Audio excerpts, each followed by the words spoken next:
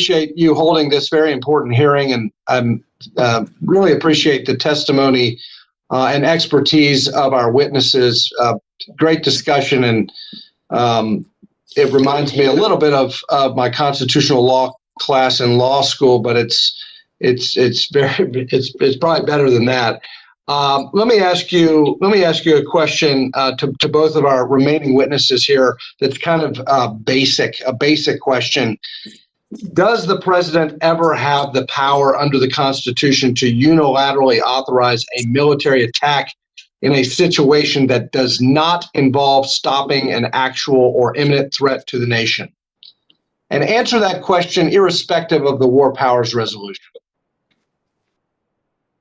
I do not believe so. In my view, the president only has unilateral authority to defend the nation in the face of an imminent attack. Exactly how imminent it must be is a matter for some dispute, but the power is limited to a fairly narrow scope of self-defense. Professor Goldsmith? I would tend to agree. I might define it a little bit more broadly than that, but the main problem with many of the Article 2 uses of force by the president in recent decades is that it has no self-defense justification. It's far removed from self-defense. And these are, in my view, the low-hanging fruit for war powers resolution reform. So defining self-defense is a difficult question, and I think that you should do it, but there are lots of things that are obviously not self-defense where the president has been using force.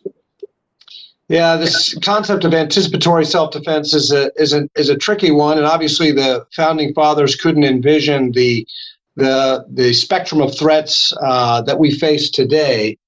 But I would be interested. A follow-up question would be how does the Declaration Clause and the spending power limit the Commander-in-Chief's authority to conduct foreign relations as Commander-in-Chief if Congress doesn't exercise it? And in that context, let's go back to the Youngstown decision, the Justice Jackson's analysis in the steel seizure case.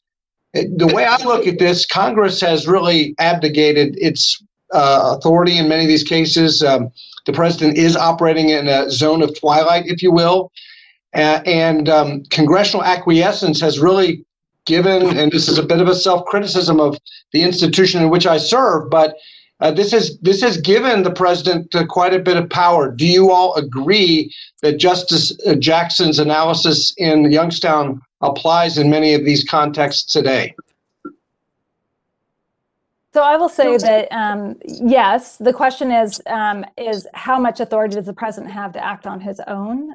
So of course, Youngstown suggests the president, when Congress is silent, the president has the authority that he has on his own. And then we go back to the question of how extensive Article 2 authorities in fact are if Congress has not rejected the president's action.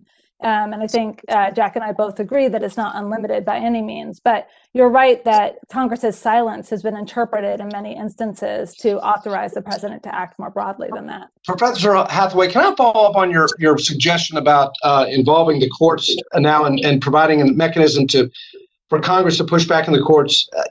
I appreciate that suggestion, but do judges really have the competency, putting aside the political question doctrine and justiciability, do judges really have the competency to make national security decisions?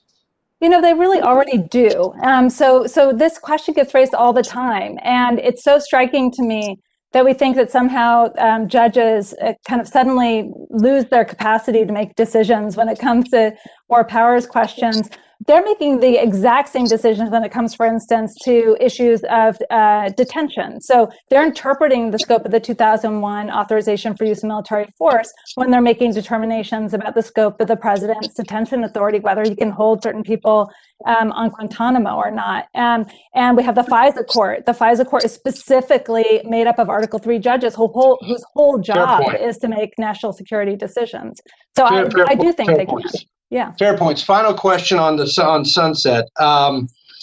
As you know, we're nearing a self-imposed deadline for withdrawal of our presence in Afghanistan. Are there any lessons from this? Do you all feel that our enemies in future engagements would take note of an end date on an AUMF and then simply re-engage in hostilities after our forces have left? That's a fear that has been articulated. And I think that if it is understood as a reauthorization requirement, that there's no reason to believe that our enemies are going to see that as a sort of date certain end date. Congress is capable of acting to reauthorize. It does that in all kinds of circumstances. The NDAA is reenacted every year. So Congress is quite capable of reauthorizing, and I expect it would reauthorize on a regular basis. So I think that worry is not necessarily well placed. Gentlemen's time is expired. Thank you.